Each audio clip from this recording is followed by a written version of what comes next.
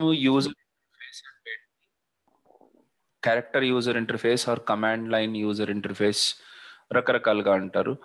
తర్వాత ఇంకొకటి graphical user interface అంటే ఏంటో చూసాం. తర్వాత వెబ్ యూజర్ ఇంటర్ఫేస్ అంటే ఏంటో కూడా మనము నిన్న డిస్కస్ చేసాం. ఆ వెబ్ అనేది అంటే వెబ్ అంటే ఏంటి అని తెలుసుకోవడానికి మనం ప్రయత్నం చేస్తున్నాం. సో దయచేసి ఇప్పుడు బ్లేడ్ అంటే ఏంటి అని అంటే అదొక షార్ప్గా ఉంటుంది, ఇలా కట్ చేస్తే తెగుతుంది, ఇలాగ మనం చాలా సింపుల్గా డిఫైన్ చేయొచ్చు.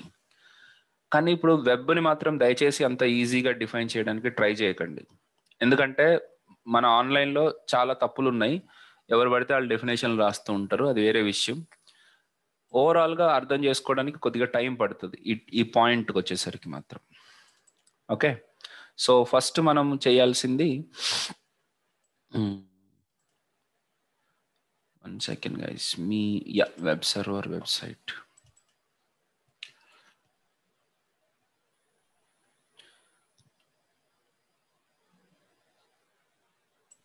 So web is the combination of your browser and the servers.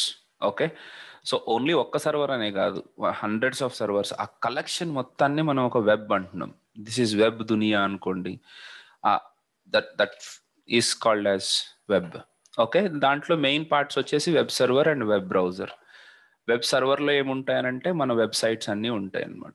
Sir ఒక్కటే వెబ్ సర్వర్లో మల్టిపుల్ వెబ్సైట్స్ని మనము ఉంచొచ్చా, హోస్ట్ చేయొచ్చా? డెఫినెట్గా హోస్ట్ చేయొచ్చు. దాన్నే హోస్టింగ్ అంటాం. అంటే ఆ వెబ్ సర్వర్లో ఆ వెబ్సైట్ని పెట్టడాన్ని. నిన్న ఒక వెబ్సైట్ని నేను ఒక వెబ్ సర్వర్లో పెట్టి చూపించాను. That is Apache web server అనే దాంట్లో పెట్టి చూపించాను. ఈరోజు ఇంకొక సేమ్ ఇప్పుడు ఒక వెబ్సైట్ క్రియేట్ చేసుకుని దాన్ని కూడా నేను సర్వ్ చేసుకోగలుగుతాను. ఎట్లా అనేది చూపిస్తాను చూడండి. ఇప్పుడు సో ఈ డ్రైవ్లో ఎక్కడ ఒక చోట, ఇప్పుడు ఫర్ ఎగ్జాంపుల్ సమ్వేర్ క్లాసెస్ అని ఉంది. So here I'll say RB10. దీని లోపల నేను ఒక ఫోల్డర్ క్రియేట్ చేసుకుంటున్నాను, that is called as my website అని. సో ఈ మై వెబ్సైట్ అనే ఫోల్డర్లో నేను ఒక వెబ్ పేజ్ని క్రియేట్ చేసుకుందాం అనుకుంటున్నాను. So that it can be accessed from the browser. So ఎలా క్రియేట్ చేసుకోవచ్చు ఇది అని అంటే, ఇప్పుడు ఒక ఎడిటర్ ఓపెన్ చేసుకుని, సార్ మీరు మీ ఓన్ వేలో మీరు ఎడిటర్ ఓపెన్ చేసుకుని చేసుకోండి. This is my way of doing it. ఒకవేళ మీరు దీంట్లో కూడా ఏదైనా డౌట్స్ ఉంటే మాత్రం మొహమాటం లేకుండా నన్ను అడగండి. Okay, I'm very much clear. మీ ఎవరైతే అలాంటి చిన్న చిన్న విషయాలు కూడా అవసరం అవుతాయో వాళ్ళందరికీ నేను సెషన్స్ తీసుకుంటాను. సేవ్ చేయడం ఏంటి, ఎక్కడ చేయాలి, ఎలా చేయాలి, ఎడిట్ చేయడం ఏంటి, ఇండెంటేషన్ ఏంటి, ఇట్లాంటి చాలా విషయాలు ఉంటాయి. అవన్నీ నేను చెప్పడానికి 100% రెడీగానే ఉన్నాను మీకోసం. 100%. సేవ్ చేయడం కూడా రాదు సార్ నాకు, ఏ ఎడిటర్ వాడాలో తెలియదు అని అన్నా పర్లేదు, నేను తీసుకుంటాను. సపరేట్ సెషన్గా తీసుకుందాం అందరితో కాకుండా, ఏమంటారు? ఓకే, సో కాకపోతే నాకు పింగ్ చేయండి, చెప్పండి. ఇట్లా అదేమి సిగ్గుపడేది ఏం కాదు, మీకు అలవాటు లేక మీరు చేయట్లేదు అంతే. బట్ ఆస్క్ మీ, చాలా విషయాలు చెప్తాను దాంట్లో కూడా, మన ఎడిటర్స్ గురించి, వాటన్నిటి గురించి. సో ఇక్కడ నేను ఒక చిన్న వెబ్ పేజ్ క్రియేట్ చేస్తున్నాను, that is called as my home page .html. దీంట్లో నేను ఒక HTML పేజ్ రాసుకుంటున్నాను. సార్ ఈ ఏంటి అని అంటే అర్థమవుతాయి, ఒకవేళ ఏమీ తెలియకపోతే హెడ్ ఏంటి, బాడీ ఏంటి అని చెప్తాను. But just I'm here creating my save right. So ఇప్పుడు దీన్ని నేను ఎక్కడ సేవ్ చేశాను? ఒక ఫోల్డర్లో సేవ్ చేశాను. దీనికి ఇంకొక పద్ధతి ఉందన్నమాట. ఏం చేయొచ్చు అని అంటే, HTTP సర్వర్ అని చెప్పేసి ఒక సర్వర్ ఉంది, విచ్ వర్క్స్ ఆన్ Node.js. ఇప్పుడు Node.js అంటే ఏంటి, నోడ్ అంటే ఏంటి, చాలా ప్రొసీజర్ పెరిగిపోతూ ఉంటుంది. ఇది కాదు మీకు కావాల్సింది. ఇప్పుడు సర్వర్ అంటే ఏంటో తెలుసుకోవడం గురించి మాత్రమే నేను ట్రై చేస్తున్నాను ఇక్కడ. ఈ HTTP సర్వర్ అనేది నా కంప్యూటర్లో ఆల్రెడీ నేను ఇన్స్టాల్ చేసుకుని పెట్టుకున్నాను. కాబట్టి ఇది ఏం చేయగలుగుతుంది అని అంటే,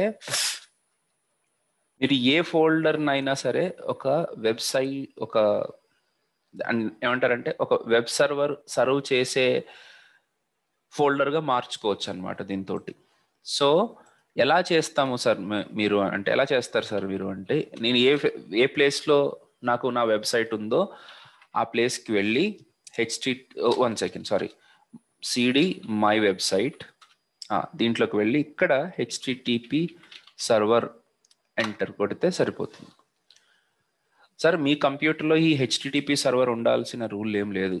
మీరు ఫస్ట్ నోడ్ ఇన్స్టాల్ చేసుకోవాలి, నోడ్ జేఎస్. తర్వాత హెచ్టిటిపి సర్వర్ ఇన్స్టాల్ చేసుకోవాలి. అప్పుడు మీకు ఆ హెచ్టిటిపి సర్వర్ని కూడా గ్లోబల్గా ఇన్స్టాల్ చేసుకోవాలి. అప్పుడు మీకు ఈ హెచ్టిటిపి సర్వర్ మీ కంప్యూటర్లో ఇన్స్టాల్ అవుతుంది. అంతేగాని డిఫాల్ట్గా రాదు. ఈ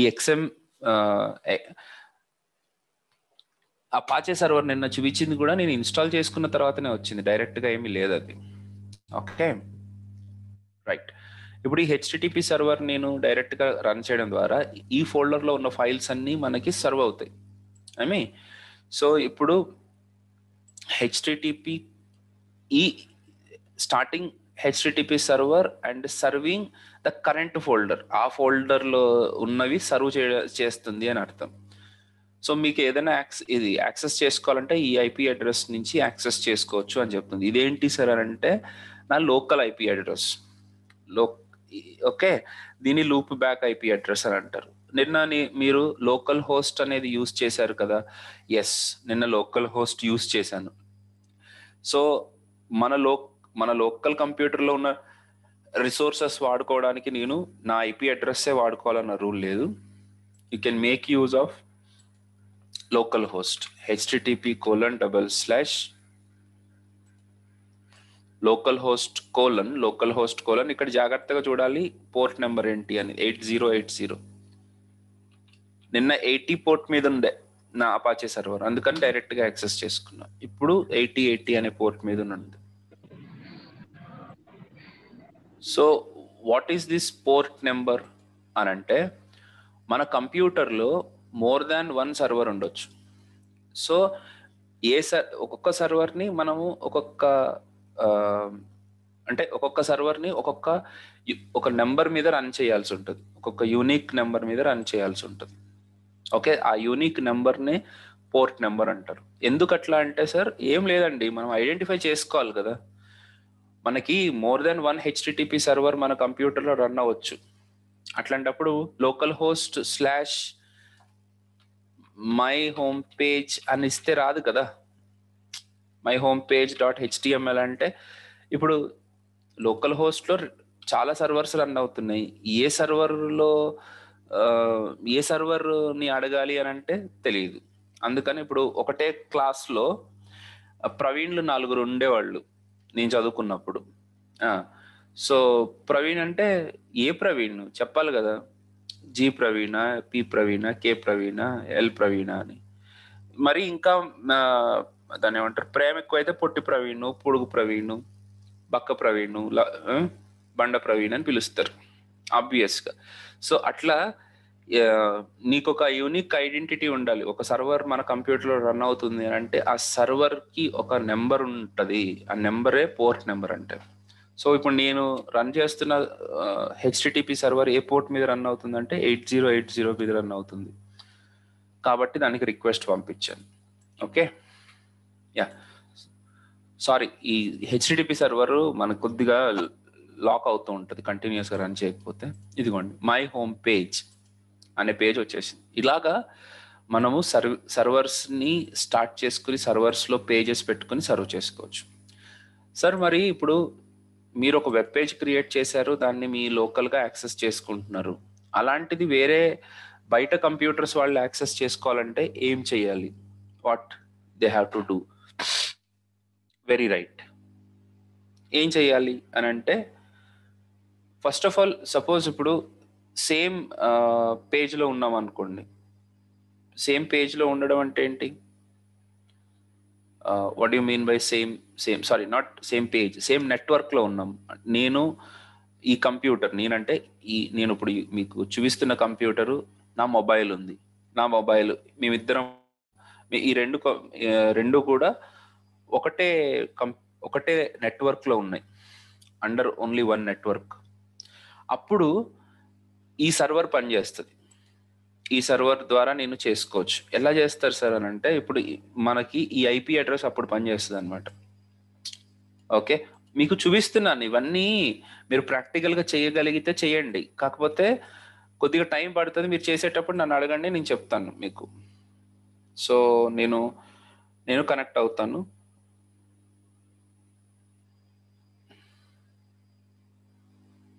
Recording in progress.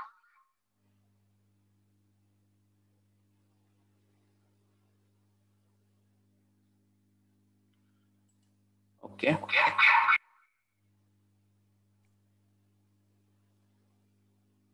Okay. So యాక్చువల్గా నేను కూడా కనెక్ట్ అయ్యాను, ఇంకొక మొబైల్ తోటి ఇంకొక దాంట్లో కనెక్ట్ అయ్యాను అనమాట. So what do I do is,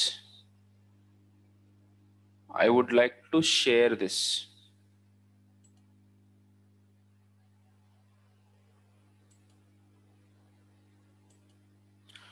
okay, share చేసిన తర్వాత అంటే నా మొబైల్ షేర్ చేశాను. షేర్ చేసిన తర్వాత నా మొబైల్ స్క్రీన్ని షేర్ చేస్తున్నాను మీకు. ఓకే, ఇప్పుడు ఇక్కడ నేను ఏం చేయబోతున్నానంటే, నా బ్రౌజర్ ఓపెన్ చేసి ఇక్కడ చూడండి, నా బ్రౌజర్ ఓపెన్ చేశాను. దీంట్లో ఈ అడ్రస్ ఉంది కదా,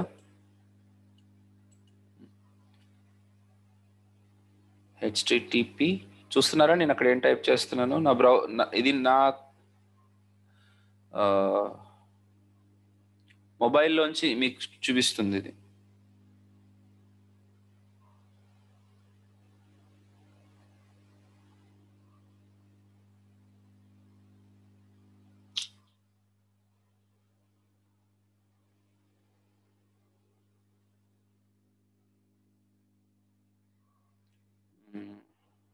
ఇది 192.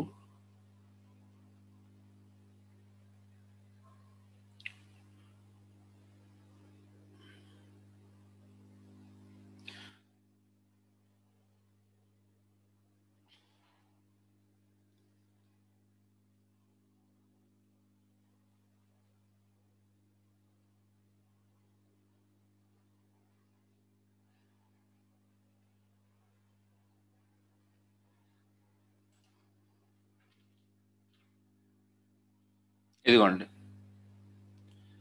ఇక్కడ కనపడుతుందా మై హోమ్ పేజ్ అనేది? ఇక్కడ నాకు ఏదైతే వచ్చిందో అదే కదా నాకు ఇక్కడ కూడా వచ్చింది, right? So I hope you understood. అంటే ఇప్పుడు నేను ఈ సర్వర్లో ఉన్న పేజ్ని, సార్ నేను ఇదంతా ఎందుకు చూపించాను అని అంటే, మన కంప్యూటర్లో ఉన్న పేజ్ని నేను మొబైల్లో యాక్సెస్ చేసుకోగలుగుతున్నాను. దట్ మీన్స్ నా కంప్యూటర్లో ఉన్న సర్వరు ఆ పర్టికులర్ వెబ్ పేజ్ని మొబైల్కి షేర్ చేసింది. కానీ ఇప్పుడు మీరు రకరకాల ప్లేసెస్లో నుంచి లాగిన్ అయ్యారు. ఇప్పుడు మీరు యాక్సెస్ చేసుకోవాలంటే కుదరదు. అంటే ఎందుకంటే ఇది లోకల్ ఐపీ అనమాట, నా పబ్లిక్ ఐపీ కాదు ఇది. మరి అలా ఎలా చేసుకోవాలంటే నాటింగ్ అని బోల్డని ప్రాసెస్లు ఉన్నాయి. ఇది కాదు పద్ధతి. మనం ఏం చేస్తామనంటే, ఇలాంటి పేజ్లను తీసుకెళ్ళి మనం ముందు ఒక్క నిమిషం, ఐ జస్ట్ పార్టిసిపెంట్స్ హోస్ట్ నా స్క్రీన్ షేర్ చేసేస్తాను.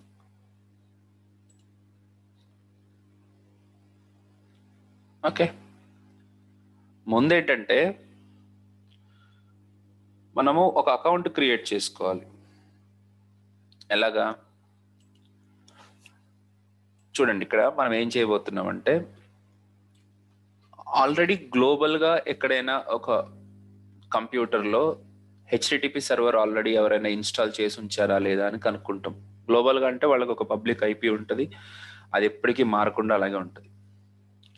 వాళ్ళనే మనం ఏమంటామనంటే హోస్టింగ్ సర్వీస్ ప్రొవైడర్స్ అంటాం. ఎవరు సార్ వీళ్ళు hosting service providers? Who provide the hosting అని అంటే, మీకు బాగా తెలిసిన పేరు ఎవరు? ధోనిది. ఎవరిది? అదే గోడాడీ కానీ, హోస్ట్ గేటర్ కానీ, హోస్ట్ ఇంజర్ కానీ, లేకపోతే బ్లూ హోస్ట్ కానీ, ఇవన్నీ ఇదిగోండి ఇక్కడ.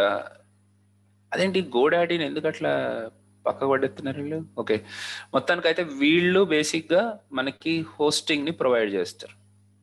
సో దాంట్లో ఆల్రెడీ వెబ్ సర్వర్ ఉంటుంది, దాంట్లో మనకి సపరేట్ వెబ్ సర్వర్ ఇన్స్టాల్ చేసి ఇస్తారు మనకి. ఆ పర్టికులర్ వెబ్ సర్వర్లో మనము మన వెబ్ పేజ్ని పెట్టుకుంటే అప్పుడు అది అందరికీ యాక్సెస్ అవుతుంది. అది జరిగేది. ఓకే, నేను కొద్దిగా థియరీకి అయిపోయిన తర్వాత నేను సపరేట్ వీడియో రిలీజ్ చేస్తాను, అట్లా ఫ్రీగా మన వెబ్సైట్స్ని మనం ఎలా హోస్ట్ చేసుకోవాలి ఫ్రీగా. యా, ఇప్పుడు గోడాడీలో అకౌంట్ తీసుకోవాల్సిన పని లేదు, మీకు కొన్ని ఫ్రీ వెబ్సైట్స్ ఉన్నాయి, కొన్ని ఫ్రీ సైట్స్ ఉన్నాయి అన్నమాట. లైక్ 000 webhost అని చెప్పేసి .com, ఈ వెబ్సైట్ మనకి ఫ్రీ స్పేస్ని ఇస్తుంది, ఫ్రీ హోస్టింగ్ని ప్రొవైడ్ చేస్తుంది. మీరు లాగిన్ అయితే సరిపోతుంది, మీరు జస్ట్ రిజిస్టర్ అయితే దీంట్లో మీరు హోస్ట్ చేసుకోవచ్చు. You can do that. Okay, లేదు ఇట్లో కూడా చేసుకోవచ్చు. I will show you different thing, but just I wanted to show you something called what is web server. Okay right, hope web server అనే దాని మీద ఒక చిన్న ఐడియా వచ్చి ఉంటుంది. సంధ్య, ఆల్మోస్ట్ అంటే అంటే ఇప్పుడు క్లౌడ్ అనేది కేవలం ఒక సర్వీసే ఇవ్వదు. ఇక్కడ వెబ్ సర్వర్ అనేది ఓన్లీ వెబ్ సర్వీస్ మాత్రమే ఇస్తుంది. క్లౌడ్ ఏం చేస్తుంది అని అంటే మోర్ దాన్ వన్ సర్వీస్ని ప్రొవైడ్ చేస్తుంది. అంటే ఏంటి, ఇన్ఫ్రాస్ట్రక్చర్ని సర్వీస్గా ప్రొవైడ్ చేయొచ్చు, లేకపోతే సాఫ్ట్వేర్ని ఒక సర్వీస్గా ప్రొవైడ్ చేయొచ్చు, లేకపోతే అప్లికేషన్స్ని సర్వీస్గా ప్రొవైడ్ చేయొచ్చు, లేదా డేటాబేస్ని ఒక సర్వీస్గా ప్రొవైడ్ చేయొచ్చు. So cloud is something bigger than only this అనమాట. కాకపోతే రెండిట్లో జరుగుతుందో ఒకటే, ఇక్కడ ఏంటంటే ఓన్లీ వెబ్ పేజెస్ మాత్రమే మనకు సర్వ్ అవుతాయి. మనం వెబ్ పేజ్ని అడిగితే మనకు వెబ్ పేజ్ ఇస్తుంది అంతే. అక్కడేంటి అని అంటే ఆ పర్టికులర్ క్లౌడ్ అనేది ఇన్ఫ్రాస్ట్రక్చర్ని కూడా సర్వీస్గా ప్రొవైడ్ చేయొచ్చు. ఇప్పుడు నేను ఒక మాట చెప్తాను, నేను గూగుల్లో వెతుకుతున్నా, యూట్యూబ్లో వెతుకుతున్నా, like how to build a good computer అని. గేమింగ్ కోసం కాదు, నా వీడియో ఎడిటింగ్స్ వాటి కోసం నేను నా ఓన్గా నేను క్రియేట్ చేసుకోవాలంటే ఎలాగా అని. సో చేసుకోవాలనుకుంటే ఎలాగంటే దగ్గర 1,70,000 ఉంది నేను అనుకునే కాన్ఫిగరేషన్ మొత్తం అంతా. అయితే ఇప్పుడు మావాడు ఒకటి చెప్పాడు అనమాట, ఓకే 1,70,000 పెట్టుకుంటావు, కరెక్ట్గా ఒక 2 years లోపల ఇది అంత పనికి రాదు, అప్పుడు ఉండే సాఫ్ట్వేర్స్ వేరుగా ఉంటాయి, అప్పుడు ఏం చేస్తావు అన్నాడు. కరెక్టే నువ్వు చెప్పింది, మరి ఇప్పుడు ఏం చేద్దామంటావు అంటే ఒక పని చెయ్యి, క్లౌడ్లో తీసుకో. నువ్వు జస్ట్ నీకు చేయాల్సింది ఏంటంటే, సపోజ్ ఇప్పుడు నువ్వు ఒక వీడియో ఎడిట్ చేయాలనుకుంటున్నావు అనుకో, క్లౌడ్లో ఆల్రెడీ నువ్వు జస్ట్ నీ డేటాని క్లౌడ్కి పంపిస్తే సరిపోతుంది. ఓకే, అక్కడ ఎడిట్ చేసుకోవచ్చు, అంటే ఫోటోషాప్ లాంటివి కానీ ఇవన్నీ కూడా అక్కడ ఎడిట్ చేసుకోవచ్చు నువ్వు అని అన్నారు. ఓకే, అయితే కరెక్టే, బాగానే ఉంది, కానీ అక్కడ ఎడిట్ చేసుకుంటే మరి స్పీడ్ సరిపోతుందా? 100% సరిపోతుంది, అండ్ అది కంప్లీట్లీ స్కేలబుల్. సపోజ్ ఇప్పుడు నువ్వు జస్ట్ 2D యానిమేషన్ చేయడానికి ఒక వీడియో తయారు చేస్తున్నావు, అప్పుడు నీకు నార్మల్ ప్రాసెసర్ సరిపోతుంది. అదే నువ్వు మాయా సాఫ్ట్వేర్లో ఏదైనా యూస్ చేసి కనుక చేయాల్సి వచ్చింది అనుకో, అప్పుడు నీకు ఇంకా హై కాన్ఫిగరేషన్ కావాలి, ఆటోమేటిక్గా అది స్కేల్ చేసుకుంటుంది. ఓ ఇట్స్ నైస్, బాగుంది కదా ఇది ఏదో అని. దానివల్ల ఏమైంది అని అంటే ఇప్పుడు నాకు నెలకి బిల్లింగ్ వస్తుంది, నెలకి దగ్గర 1,200-1,300 బిల్లింగ్ వస్తుంది. సో సంవత్సరానికి 20,000, ఒక 2 సంవత్సరాలు తీసుకున్నా 40,000 అయిపోతుంది. I need not to worry కదా, ఇప్పుడు నాకున్న ల్యాప్టాప్ నేను తీసేయాల్సిన పని లేదు. ఎనీవేస్, వెబ్ సర్వర్ అంటే కేవలం వెబ్సైట్స్ మాత్రమే పెట్టగలం, ఆ వెబ్సైట్స్ని హోస్ట్ చేస్తుంది, మనం అడిగితే వెబ్సైట్ని ఇస్తుంది. కానీ అక్కడ క్లౌడ్లో ఏంటి, you can store the data, you can process the data over there. అట్లా చాలా ఒక ప్రాసెసర్ని కూడా నువ్వు యూజ్ చేసుకోవచ్చు అనమాట. అది ఒక నెక్స్ట్ లెవెల్ కాన్సెప్ట్ అది. ఓకే, హోప్ నా చిన్న ఎక్స్ప్లెనేషన్ అర్థమైందని అనుకుంటున్నాను. ఓకే, అట్లాంటి ఒకటే సర్వీస్ అమ్మా, ఇంకా చాలా సర్వీసెస్ ఉన్నాయి మనకి. Okay right. Okay, so yeah, hope you understood what is web server and request and response. Okay, ఏంది ఈ రిక్వెస్ట్ ఏంటిది అంటే, ఇందాక నేను నా మొబైల్ ఓపెన్ చేసి చూపించాను చూసారా, అక్కడ ఒక బ్రౌజర్ ఓపెన్ చేసి పైన టైప్ చేసి క్లిక్ చేశాను, ఏమని, గో అని క్లిక్ చేస్తే నా మొబైల్ నుంచి ఈ పర్టికులర్ సర్వర్కి ఒక రిక్వెస్ట్ వస్తుంది, దాన్ని రిక్వెస్ట్ అని అంటారు. రిక్వెస్ట్ రావడం అంటే అది కూడా ఒక మెసేజ్ లాగానే ఉంటుంది, వాట్సాప్ మెసేజ్ లాగా అనుకోండి, లేకపోతే ఎస్ఎంఎస్ లాగా అనుకోండి, ఒక బల్క్ మెసేజ్ లాగా ఉంటుంది. ఓకే, ఒకసారి అది ఎలాగుంటుందో కూడా చూపిస్తాను మీకు, ఆ మెసేజ్ ఎలా ఉంటుంది అని చూపిస్తాను. అది ఎలా చూడాలి అంటే, ఇప్పుడు మన క్రోమ్లోకి రైట్ క్లిక్ చేస్తే ఇన్స్పెక్ట్ ఓపెన్ చేస్తే, ఇన్స్పెక్ట్ క్లిక్ చేస్తే ఈ డెవలపర్ టూల్స్ వస్తాయి. ఈ డెవలపర్ టూల్స్లో నెట్వర్క్ అని అంటారు. ఓకేనా, ఈ నెట్వర్క్ ట్యాబ్లోకి వెళ్తే మీకు మన కంప్యూటర్లో నుంచి ఏదైనా రిక్వెస్ట్ బయటకు వెళ్ళిందా అనేది తెలుస్తుంది అనమాట. ఇప్పుడు చూద్దామా ఒకసారి, ఈ బ్రౌజర్లోంచి, బేసిక్గా బ్రౌజర్లోంచి ఎంటర్ క్లిక్ చేయగానే నాకు ఇక్కడ ఒక రిక్వెస్ట్ వెళ్ళింది. మీరు అబ్జర్వ్ చేస్తే ఇక్కడ this is called the request. ఇక్కడ మై హోమ్ పేజ్ డాట్ హెచ్టిఎంఎల్కి ఒక request, this is called the request. Sir మీకు చాలా టైం ఉంది, ఇది మీకు ఇప్పుడు ఇమీడియట్గా అర్థం కాదు. దీని మీద జేఎన్టీయూ బిట్ పేపర్లో క్వశ్చన్లు అడిగినట్టు ఎవరు అడగరు. What is the content link, what is the character set, UTF-8, అదే దరిద్రం. మనం ఎందుకు జేఎన్టీయూలో ఫెయిల్ అయ్యామంటే మన ఓన్గా ఇదే, ఇలాంటివి అడుగుతూ ఉంటాడు. కంటెంట్ టైప్ text/HTML ఉంటుందా, text/HMTL ఉంటుందా, అప్లికేషన్ ఓరియంటెడ్ క్వశ్చన్స్ ఒక్కటి ఉండి సావు. అండ్ మనోళ్ళు చెప్పేది కూడా అట్లాగే ఉంటారు. ఓకే, సో ఇక్కడ ఇక్కడ ఇదిగోంది, ఇది ఇలా ఉంటుంది అనమాట. అంటే నేను ఇక్కడ నాకు కనపడినంత వరకు localhost:8080/myhomepage.html అండ్ ఎంటర్ అని అన్నప్పుడు ఏదో జరుగుతుంది, మనకు అనవసరం అని అనుకున్నాం. కానీ ఈరోజు చెప్తున్నా, ఒక రిక్వెస్ట్ అవతలికి వెళ్తుంది. అవతలికి వెళ్ళడం అంటే ఒక రిక్వెస్ట్ సర్వర్కి వెళ్తుంది. నువ్వు ఇక్కడ ఈ అడ్రస్ ఎక్కడైతే ఇచ్చావో ఆ సర్వర్కి, ఇది సర్వర్ అడ్రస్. ఓకే, లోకల్గా ఉన్న సిస్టంలోకి 8080 పోర్ట్కి రిక్వెస్ట్ అని చెప్తున్నాం. కానీ రిక్వెస్ట్ అంటే కేవలం ఈ ఒక్క యూఆర్ఎల్లే వెళ్ళదు. మరి ఆ యూఆర్ఎల్ ఇదిగోండి ఈ ఫార్మాట్లోకి మారిపోతుంది. Request URL, request method, status code, remote address, reference policy, request headers ఎన్ని ఉన్నాయి చూడండి. ఎస్, ఇవన్నీ యాడ్ చేసి సర్వర్కి పంపిస్తుంది. ఇదిగోండి ఈ సర్వర్ ఇవన్నీ రిసీవ్ చేసుకుంది, గెట్ మెథడ్, హోమ్ పేజ్ ఇవన్నీ రిసీవ్ చేసుకుంది. ఇక్కడ డిస్ప్లే చేస్తుంది కేవలం ఓన్లీ ఒక 1 or 2 లైన్సే డిస్ప్లే చేస్తుంది. కానీ యాక్చువల్గా చెప్పాలి అని అంటే చాలా ఎక్కువ కంటెంట్ రిసీవ్ అవుతుంది రిక్వెస్ట్లోకి.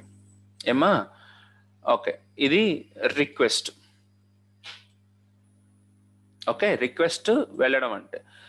వాట్ అబౌట్ ద రెస్పాన్స్ అని అంటే, మనకి ఈ సర్వర్ ఒక రెస్పాన్స్ ఇస్తుంది. ఏది రెస్పాన్స్, ఇదిగోండి ఇది, this is what the server is giving me. ఎందుకంటే నువ్వు అడిగింది అదే కాబట్టి ఆ పేజ్ని ఫైండ్ అవుట్ చేసి మీ కంప్యూటర్లో నుంచి ఆ పేజ్లో ఉన్నదాన్ని పు అని పంపించేసింది అంతే. ఎస్, దీన్నే రిక్వెస్ట్ అండ్ రెస్పాన్స్ అని అంటారు. Okay right. సో ఇప్పుడు సపోజ్ ఇప్పుడు నేను 1 by 1 డిఫరెంట్ ఇమేజెస్ చూపిస్తాను మీకు. సో మీరు ఎట్లా ఉండాలంటే, మీరు బ్లాగ్ చదివి దాన్ని ఓన్గా కూడా అర్థం చేసుకునేలా ఉండాలి. ఏమి, సో బ్రౌజర్ యూజ్ చేసేసి ఒక రిక్వెస్ట్ని యూఆర్ఎల్ని ఎంటర్ చేశారు. యూఆర్ఎల్ని ఎంటర్ చేస్తే అది రిక్వెస్ట్గా మారి ఫస్ట్ డిఎన్ఎస్ సర్వర్కి వెళ్తుంది. అంటే ఇది బయట వెబ్సైట్ల గురించి, అంటే డొమైన్ నేమ్ ఉన్న వెబ్సైట్. డొమైన్ నేమ్ లేకపోతే లోకల్ హోస్ట్ అయితే డైరెక్ట్గా లోకల్ సర్వర్కి వెళ్ళి యాజ్ ఎ రెస్పాన్స్ ఈ server generates the website. Already అదే పేరుతో ఉంటే that is well and good. లేకపోతే ఒక్కొక్కసారి జనరేట్ కూడా చేయాల్సి వస్తుంది. అదేంటో కూడా చూపిస్తాను మీకు. ఇదిగోండి, server gives you the page and finally me browser మీద ఎక్కడి నుంచి అయితే మీరు రిక్వెస్ట్ పంపించారో అక్కడికే వస్తుంది. అంతేగాని నేను మొజిల్లా ఫైర్ ఫాక్స్ అనే బ్రౌజర్లోంచి రిక్వెస్ట్ పంపిస్తే ఆ రెస్పాన్స్ క్రోమ్లోకి ఏం రాదు.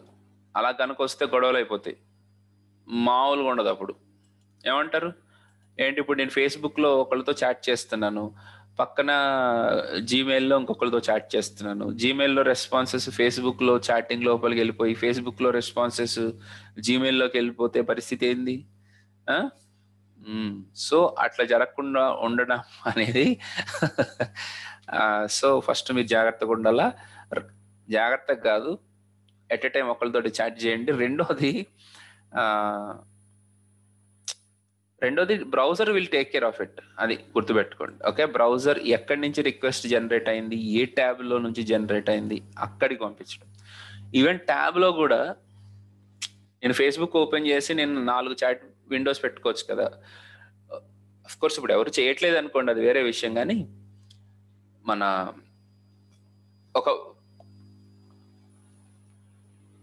ఒకటే ట్యాబ్ లోపల కూడా మీరు మల్టిపుల్ విండోస్ ఓపెన్ చేసుకోవచ్చు, విండోస్ ఉండొచ్చు, దాంట్లోకి వెళ్ళొచ్చు.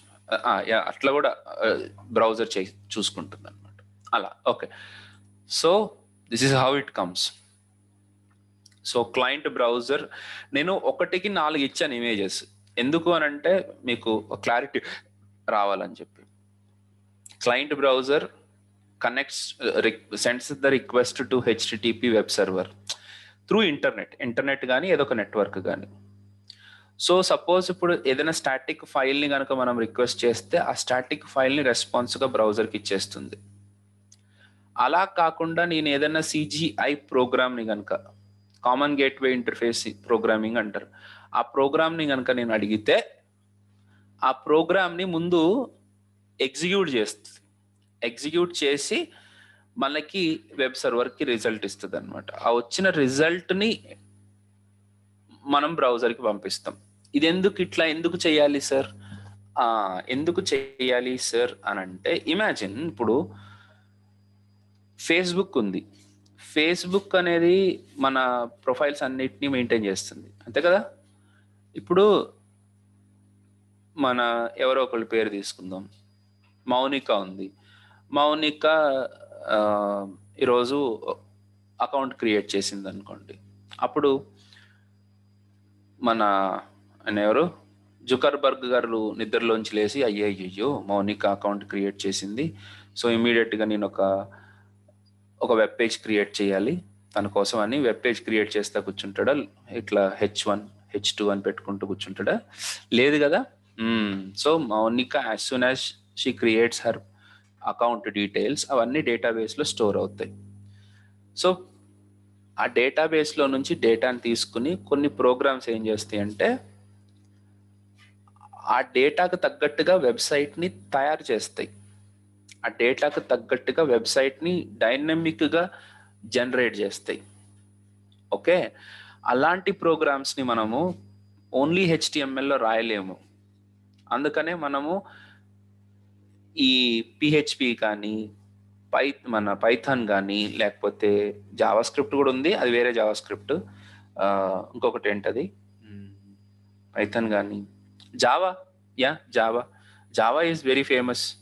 ఏంటంటే డేటాబేస్లోంచి డేటా తీసుకోవడం, అది ఆటోమేటిక్గా జనరేట్ చేసి మనకి రెస్పాన్స్గా ఇవ్వడం. So how beautiful is that. అలాంటి ప్రోగ్రామ్స్ని మనం ఏమంటామంటే వెబ్ అప్లికేషన్స్ అని అంటాం. వెబ్సైట్స్ అనేవి స్టాటిక్ ఫైల్స్ అనమాట, కాంబినేషన్ ఆఫ్ స్టాటిక్ ఫైల్స్. అవి ఎక్కడ ప్రోగ్రామ్ రన్ అవ్వదు, డైరెక్ట్గా మీరు ఆ ఫైల్ని అడిగితే ఆ ఫైల్ మనకు వచ్చేస్తుంది. కానీ ఇప్పుడు ఈ PHP ప్రోగ్రామ్స్ అని చెప్పాను కదా, అవి ఏం చేయాలి, డేటాని తెచ్చి డైరెక్ట్గా డేటాని ఇచ్చేయడం వల్ల ప్రయోజనం ఏం లేదు. కానీ ఏం చేయాలి, అవి ఆ డేటాని మళ్ళీ HTML రూపంలో పెట్టి మనకి ఇవ్వగలిగితే then such kind of programs are called as web applications. They are called as web applications. Okay, so మనము యాక్చువల్గా వెబ్ అప్లికేషన్సే చేయబోతున్నాం. మనమేమి simple static files name create చేయట్లేదు. We are going to develop web applications. Okay, so ఆ web applications run చేయడం ఎలాగా చాలా ఉంది. కానీ నాకు ఈరోజు మీరు ఒక క్లియర్గా ఒక పిక్చర్ చెప్పండి. What is the difference between website and web application? Website is nothing but collection of static files. simple collection of static files. Web application is collection of some programs. Okay, server side programs. వీటిని run చేయడానికి మనకి engine కావాల్సి ఉంటుంది, like PHP engine కానీ Java engine కానీ. Okay, అది difference. So ఇప్పుడు for example చెప్పండి, నేను జీమెయిల్ ఓపెన్ చేశాను. జీమెయిల్ వెబ్ అప్లికేషనా వెబ్సైటా? Web application. యా, ఎందుకంట్లా? ఎందుకంటే ఒకసారి మనం ప్రొఫైల్ ఓపెన్ చేసినాక ఆటోమేటిక్గా అది ప్రోగ్రామ్ సిజిఐ ప్రోగ్రామ్స్ ఉంటాయి కదా, సో ఆటోమేటిక్గా మన ప్రొఫైల్ని క్రియేట్ చేసి ఇస్తుంది కదా మనకి. Okay, so yeah, any other view? మన ప్రొఫైల్ని అప్డేట్ చేయొచ్చు అండ్ ఈమెయిల్స్ అవి అప్డేట్ అవుతూ ఉంటాయి. So we are using it like editing, updating something. Okay, chats కూడా. Okay, right. ఓకే, సంధ్య నాకు అట్లాంటిది కావాలి, స్టాటిక్ కాదు కాబట్టి. యా, ఎందుకంటే అది మనం జీమెయిల్ని స్టాటిక్గా క్రియేట్ చేసి పెట్టలేము. నా పాయింట్ అది. ఓకే, పాపం వాళ్ళు చాలా బెటర్ డెఫినేషన్స్ చెప్పారు. ఇన్ఫ్యాక్ట్ అంటే క్రౌడ్ ఆపరేషన్స్ చేయగలిగేవి, డైనమిక్గా కంటెంట్ని జనరేట్ చేయగలిగేవి, అంటే వాళ్ళు చాలా పాష్ ఆన్సర్ చెప్పినట్టు. కానీ ఒక రాగా చెప్పాలి అని అంటే, రస్టిక్గా చెప్పాలి అని అంటే, అవును, జీమెయిల్ లాంటి దాన్ని మీరు స్టాటిక్గా క్రియేట్ చేసి పెట్టలేరు కదా, కాబట్టి అది వెబ్సైట్ కాదు, అది వెబ్ అప్లికేషన్. దట్స్ ఇట్, అంతే. నేను నా డిస్టింక్షన్ ఇట్లాగే ఉంది. ఓకే, అంతేనా? Yeah Maunik, yeah, okay. So అలాగా నేను డిఫరెన్షియేట్ చేసుకుంటాను అనమాట. వెబ్ అప్లికేషన్ అంటే డెఫినెట్గా అది బ్యాక్ ఎండ్లో ఏదో ప్రోగ్రామ్ అయ్యి ఉండాలి. ఆ ప్రోగ్రామ్ రన్ అయితే మనకి అవుట్పుట్ ఇలా వస్తుంది, రైట్? ఇప్పుడు నేను జీమెయిల్ ఓపెన్ చేసుకుంటాను. సో బ్యాక్ ఎండ్ ఇప్పుడు రిక్వెస్ట్, సరే చూడండి ఒకసారి, ఇక్కడ ఏదో రిక్వెస్ట్ వెళ్ళింది అని అర్థం. There must have sent a request. ఎక్కడ? ఇదిగోండి, ఇక్కడికి రిక్వెస్ట్ వెళ్ళింది కదా, a request sent to the server. First thing. Second thing ఏంటి, అక్కడి నుంచి మనకి రెస్పాన్స్ రావాలి అని అంటే, ఇప్పుడు ఓకే, ఎవరు అకౌంట్ ఇది? ప్రవీణ్ అకౌంట్. కాబట్టి ప్రవీణ్ ఈమెయిల్స్ అన్నిటికీ సంబంధించినవన్నిటిని కలిపి నేను ఒక పేజ్ లాగా తయారు చేయాలి, లేకపోతే ఇలా క్రియేట్ చేయడం ఇంపాసిబుల్ అది. సో బ్యాక్ ఎండ్లో ఏదో ప్రోగ్రాము జీమెయిల్లో రాసి ఉంటారు, ఎవరు? లారీ పేజ్ కానీ లేకపోతే ఎవరైనా కూర్చొని రాసుకుంటారు. సరే, somebody must have written some program which takes అనమాట. సో ఇక్కడ చాలా విషయాలు జరుగుతాయండి. ఇప్పుడు మనము mail.google.com అని ఎంటర్ చేస్తాం. ఎంటర్ చేస్తే జీమెయిల్కి వెళ్తుంది. అట్లా కాకుండా సపోజ్ drive.google.com అని అన్నాం అనుకోండి. చూడండి, రెండింటికి డొమైన్ ఒకటే,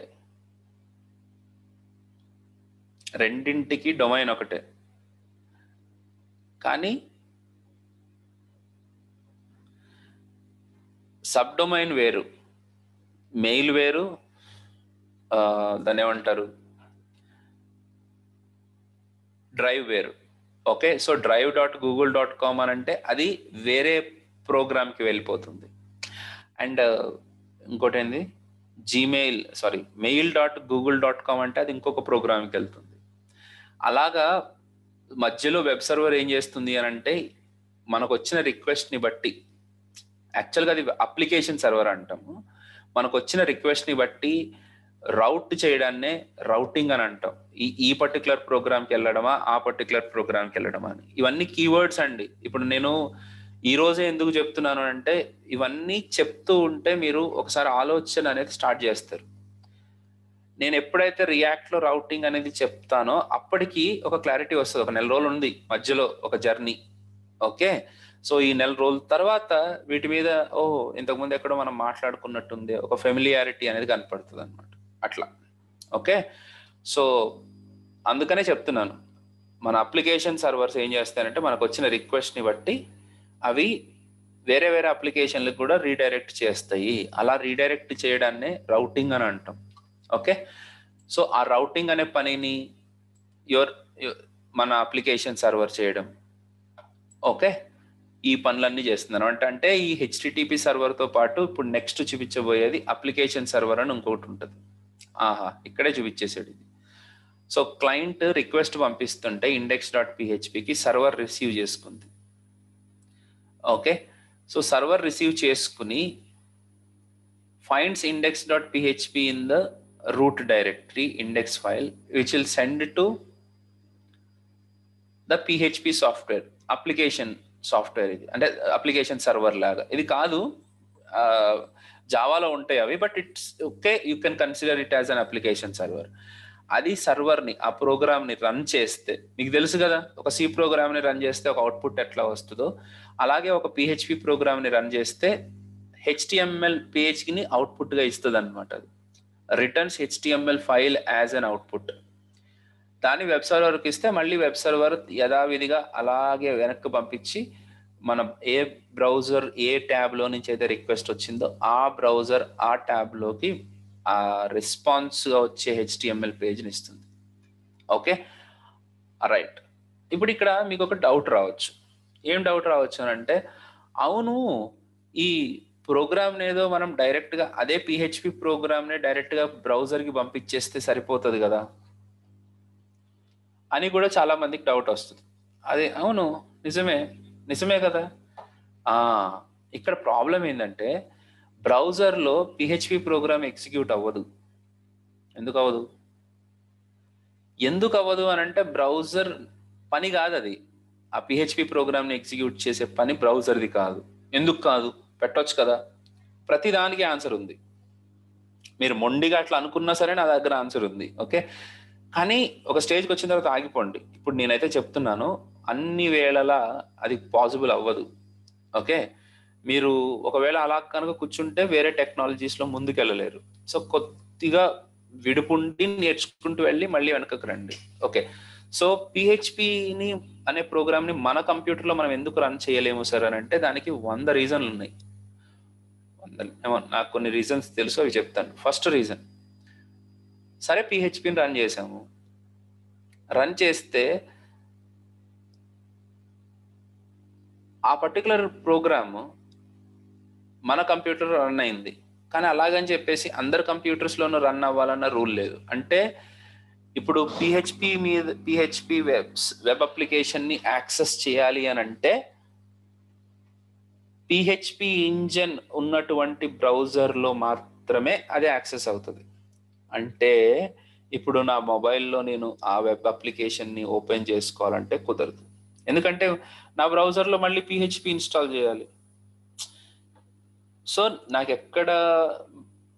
ఎక్కడ బ్రౌజర్ ఉన్నా అక్కడ నా పిహెచ్పి ప్రోగ్రామ్ ఉండాలి. అలాగని చెప్పేసి సర్వర్ సైడ్ వర్క్ కేవలం పిహెచ్పిలోనే జరగదు. ఓకే, నాకు తెలిసిన కొన్ని చెప్తాను. C++లో చేయొచ్చు, దట్ ఈస్ వన్. పర్ల్ అని ఒక లాంగ్వేజ్ ఉంది, పైథన్ అని ఒక language, Java, PHP, ruby, Java script, ఇంకా ఏమన్నా C#, అసలు మెయిన్ అదొక లాంగ్వేజ్ ఉంది. అవి ఉన్నాయి. ఇన్ని లాంగ్వేజెస్లో చేసుకున్నప్పుడు ప్రతి దానికి మన ఆ ఇంజన్ని మన బ్రౌజర్లో ఇన్స్టాల్ చేసుకోవడం కుదరని పని. That is not possible. అందుకనే మనకి ఆ పిహెచ్పి వర్క్ అంటే సర్వర్ సైడ్ రన్ చేయాల్సిన వర్క్ని మనము క్లయింట్ అనే మన బ్రౌజర్ చేయడం మానేసింది. సో మీరు ఏం చేయాలన్నా సర్వరు చూసుకోవాలి, సర్వర్ సైడే దాన్ని రన్ చేయాలి. అందుకనే యాక్చువల్గా వాటికి ఒక పేరు కూడా వచ్చేసింది, సర్వర్ సైడ్ ప్రోగ్రామింగ్ లాంగ్వేజెస్ అని. ఓకే, సో ఇవి అందుకనే వీటిని సర్వర్ సైడే ఉంచి సర్వర్ సైడే రన్ చేసి మనం వచ్చిన అవుట్పుట్ని క్లయింట్కి ఇస్తున్నాం.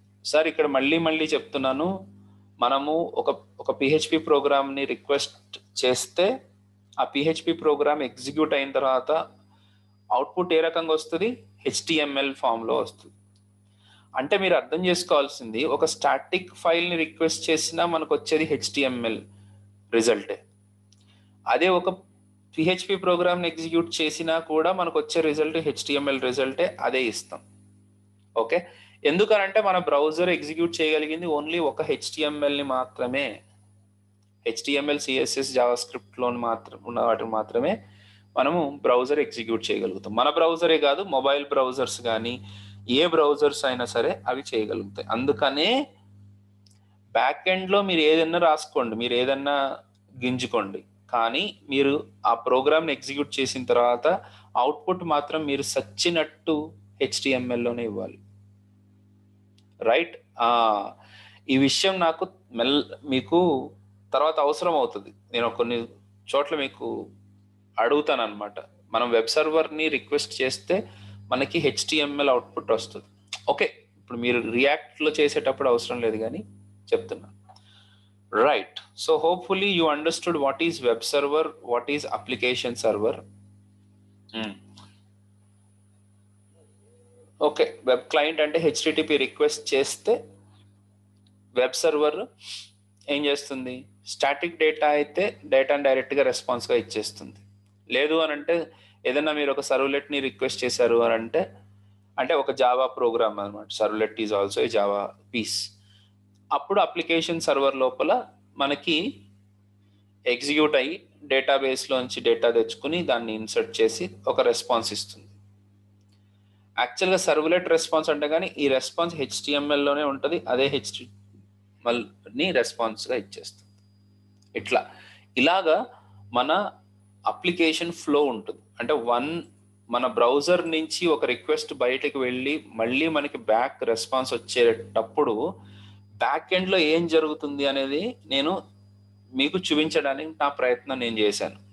What actually happening in the background.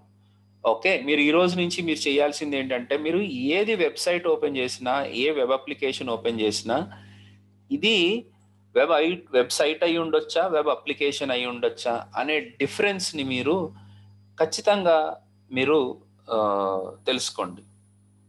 Okay, అంటే మీరు ఆలోచించండి, ఇది అయ్యి ఉండొచ్చా, ఇది వెబ్ అప్లికేషన్ అయ్యి ఉండొచ్చా, వెబ్సైట్ అయ్యి ఉండొచ్చా అని ఆలోచించండి. అంటే బ్యాక్ ఎండ్లో ఏం జరుగుతుంది? ఇది మనకు పజిల్ అమ్మా, మనకు ఒక పజిల్. దీన్ని సాల్వ్ చేయాలి మనం. దీన్ని ఎలా చేయాలి అనేది మన టార్గెట్ అన్నమాట. Okay, hope you got some interesting inputs today. Okay, రేపు మనం ఏం చేస్తాము అని అంటే ఈ HTML-ని యూజ్ చేస్తూ రేపు ఇంకొక పాయింట్ కూడా చెప్తాను మీకు. ఇది ఒక్కటే కాదు, రేపు ఇంకొక పాయింట్, వెరీ ఇంపార్టెంట్ పాయింట్ చెప్తాను. That is called as web services. Rest APIs ఏంటి, వెబ్ సర్వీస్ అంటే ఏంటి, అజాక్స్ అంటే ఏంటి, అలాంటి విషయాలు రేపు మనం డిస్కస్ చేస్తాం. ఓకే, రేపు ఇంకొక separate session that is for Ajax, వాటన్నిటి గురించి డిస్కస్ చేద్దాం. వెబ్ సర్వీసెస్, మెయిన్గా web services, rest API, Ajax రేపు మన టాపిక్. ఓకే, ఇవన్నీ తెలిస్తే ఆటోమేటిక్గా మనం HTML-లోకి డైరెక్ట్గా వెళ్ళిపోయిన తర్వాత సింపుల్గా క్లియర్గా ఉంటుంది. Okay, any questions?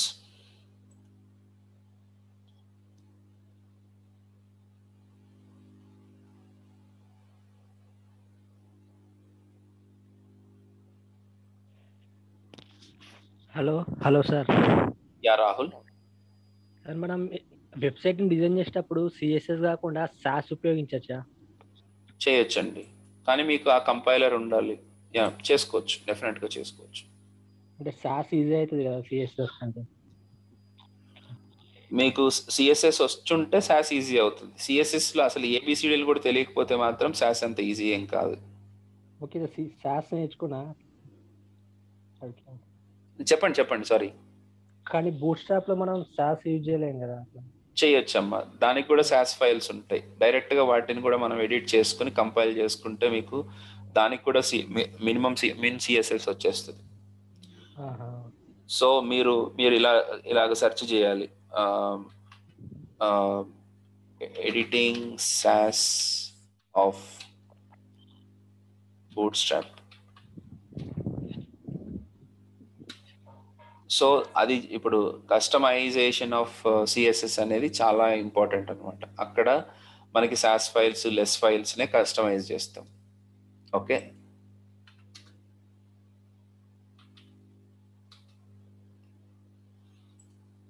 Yeah. So మీరు ఆ రకంగా కనుక మీరు సెర్చ్ చేస్తే యూ విల్ బి ఈజియర్.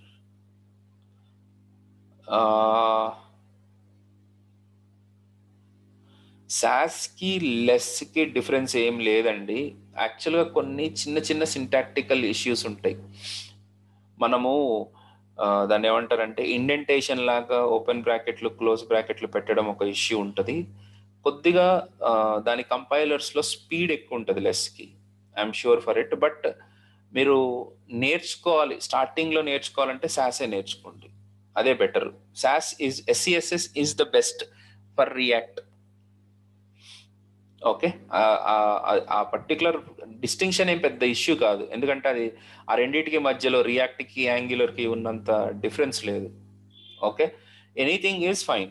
కానీ దానికంటే ముందు మీకు సిఎస్ఎస్ మీద ఫుల్ ఫ్లెడ్జ్డ్ కమాండ్ ఉండాలి.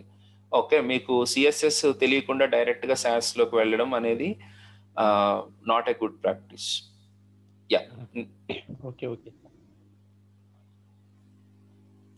సార్, మీరు జావా స్క్రిప్ట్ లో ఏ టాపిక్స్ కవర్ చేస్తారు?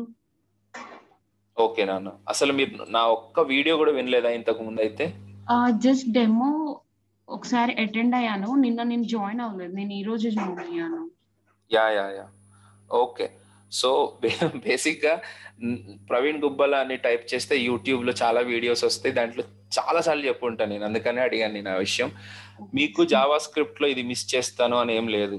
ఓకే, 100% అన్నీ చెప్తాను. అంటే ఇప్పుడు for example declarations, definitions, operators, expressions, statements, if ఎల్స్లు, ఫర్ లూప్లు, స్విచ్ కేసులు, అరేస్, ఆబ్జెక్ట్స్, ఫంక్షన్స్, ఆ ఫంక్షన్స్లో 100 రకాల ఫంక్షన్స్, అంటే కాల్ బ్యాక్స్ అంటే ఏంటి, అసింక్రోనస్ ఫంక్షన్స్ అంటే ఏంటి, హయ్యర్ ఆర్డర్ ఫంక్షన్స్ అంటే ఏంటి, కన్స్ట్రక్టర్ ఫంక్షన్స్ అంటే ఏంటి, ఆబ్జెక్ట్స్ ఎలా క్రియేట్ చేసుకోవాలి, న్యూ దిస్ ఆబ్జెక్ట్ ఓరియంటెడ్ జావా స్క్రిప్ట్ని ఎలా క్రియేట్ చేస్తాం విత్ ప్రోటోటైప్స్, ప్రోటోస్.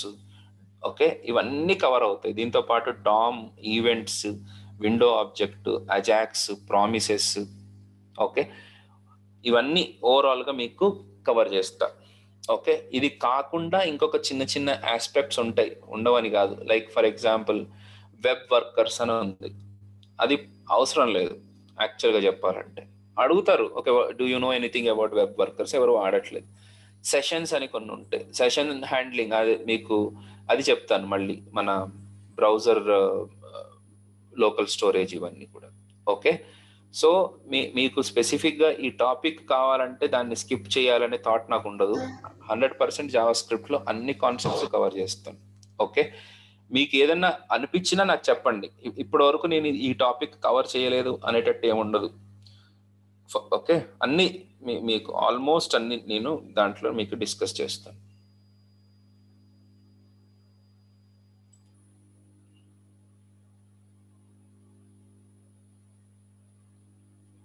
అది జావా స్క్రిప్ట్ కవర్ చేయడానికి ఎంత టైం పట్టచ్చు సార్? మనకు 1 month పడుతుందమ్మా. 1 month జావా స్క్రిప్టే, ఇంకా వేరే ఆప్షన్ లేదు. జావా స్క్రిప్ట్ ఈరోజు స్టార్ట్ చేశాను అని అంటే 1 month చెప్పాల్సి ఉంటుంది. కాకపోతే దాంట్లో నేను 2 phases చేసుకుంటాను. ఫస్ట్ ఫేజ్లో ఏ బేసిక్స్ అవసరమైతే ఆ బేసిక్స్ని యూజ్ చేసి నేను రియాక్ట్ నేర్పించేస్తాను. ఓకే, సెకండ్లో మళ్ళీ ఇంకొక 10-15 టాపిక్స్ ఉంటాయి. ఆ 10-15 టాపిక్స్ చెప్పేటప్పుడు నేను అదే for example promises, call backs, asynchronous programming, RxJS ఇలాంటి కాన్సెప్ట్స్ ఉంటాయి అన్నమాట. అవి చెప్పేటప్పుడు కొద్దిగా ఒక 5 days తీసుకుంటాం, అది మళ్ళీ ఇంకొకసారి అనమాట. సో ఓవరాల్గా 1 month మీకు 25 hours వరకు 25 hours వరకు మీకు జావా స్క్రిప్ట్ కవర్ అవుతుంది. అండ్ ఇంకొక క్వశ్చన్ సంధ్య అడిగారు, జావా స్క్రిప్ట్ ఎంతవరకు అవసరమో అంతవరకు నేర్చుకునేసి వెళ్ళిపోతే బెటర్గా ఉంటుందేమో కదా సార్. అయితే నా సజెషన్ ప్రకారం అయితే అది కాదు. ఇప్పుడు మీకు ఫస్ట్ ఆఫ్ ఆల్ ప్రాబ్లం ఎక్కడ వస్తుంది అని అంటే, కొంత కోడ్ వరకు ఓకేనా. ఇప్పుడు ఫర్ ఎగ్జాంపుల్ నేను అలాగే నేర్చుకున్నాను రియాక్ట్ని, కానీ ఎప్పుడైతే రిడక్స్లో అడ్వాన్స్ ప్యాటర్న్స్కి వెళ్తామో మనకి బైండ్ అంటే ఏంటో తెలియకపోయినా, అప్లై తెలియకపోయినా, లేకపోతే న్యూ కీవర్డ్ ఎలా బిహేవ్ చేస్తుందో తెలియకపోయినా, స్టాటిక్ మెథడ్స్ అంటే ఏంటి అనే విషయం తెలియకపోయినా,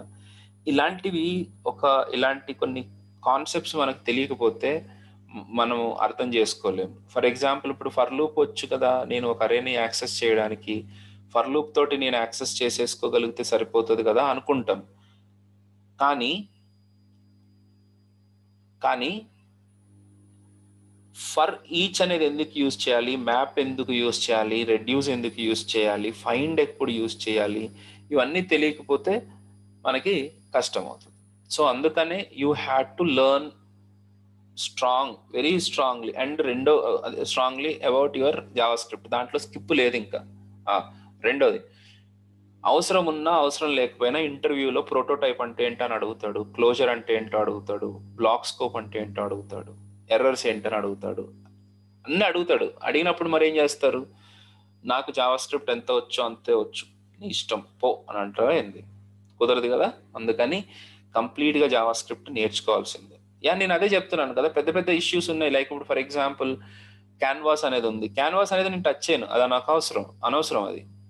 లేకపోతే వెబ్ సాకెట్స్ ఉన్నాయి, వాటి గురించి నేనేం డిస్కస్ చేయను.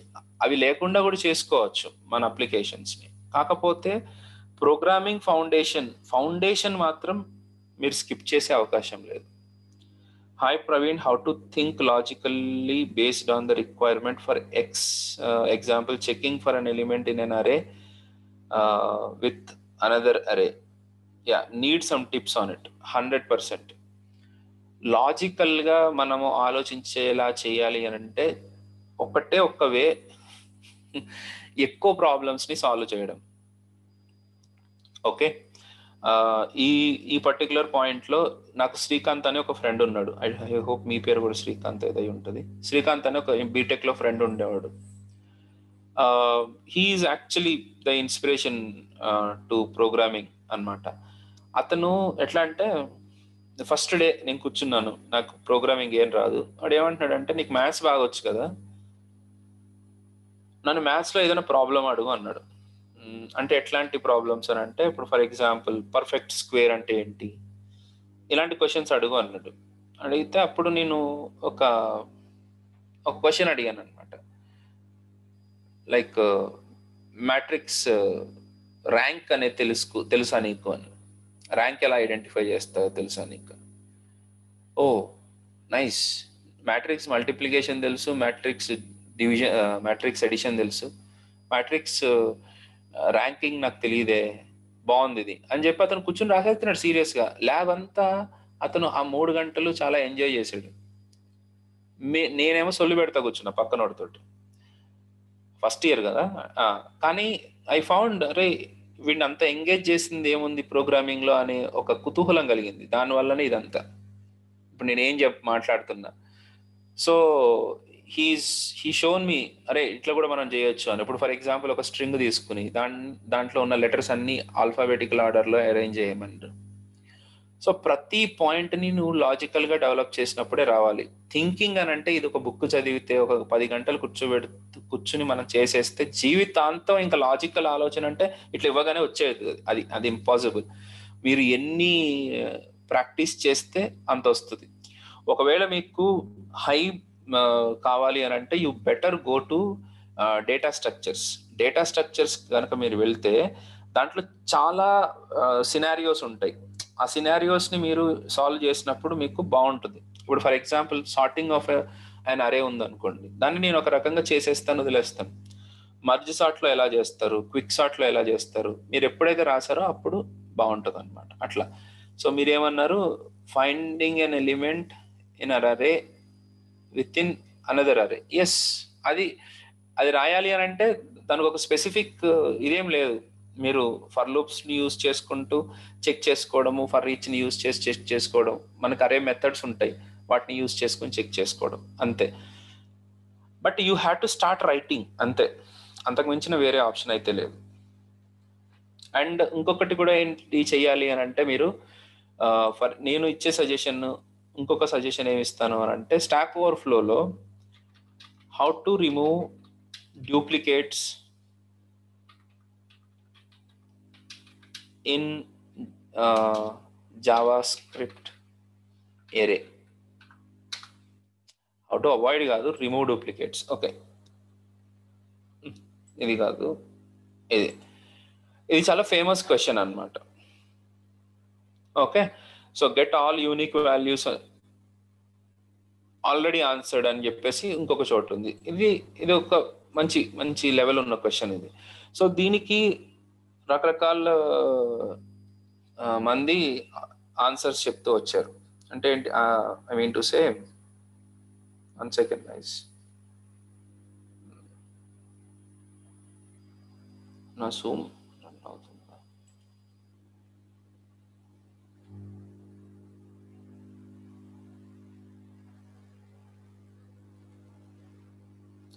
రకరకాల ఆన్సర్స్ చెప్పారు. ఓకే, నేను ఇలా చూడగానే అరే ఏం చేస్తే బాగుంటుంది అని అనుకున్నాను. దానికి వీళ్ళు కొన్ని చెప్పారు, ఇవి కాకుండా నేను ఇంకొక ఆన్సర్ కావాలి నాకు, నేను ఆలోచించుకున్నాను, నేను చేశాను అట్లా. ఓకే, దీంట్లో ఇచ్చిన ప్రతి ఒక్కటి మీరు ఇంప్లిమెంట్ చేయండి. రకరకాల ఆన్సర్స్ మనకు వస్తాయి, ఆ ఆన్సర్స్ అన్ని మనం ఇంప్లిమెంట్ చేసుకుని పెట్టుకోవాలి, ఫస్ట్ పాయింట్. రెండోది, ఇక్కడే మీకు రిలేటెడ్ క్వశ్చన్స్ అని ఉంటాయి.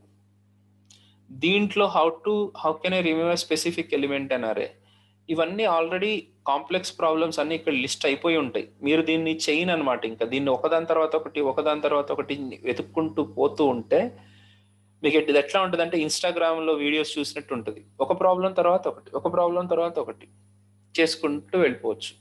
అలాగా మీరు రోజు 1 or 2 hours మీరు స్పెండ్ చేసినప్పుడు మీకు ఆటోమేటిక్గా మీకు స్కిల్స్ పెరుగుతాయి అండ్ థాట్ ప్రాసెస్ అనేది మారుతుంది అలా. Okay guys, if you please don't mind, I need to go to vaccine drive. Okay, so మా సొసైటీలో ఇంపార్టెంట్. నేను రేపు మీకు చెప్తాను. ఓకే, రేపు ఇంకా డిస్కస్ చేద్దాం. I don't mind, will discuss a lot. Okay guys, yeah, see you tomorrow.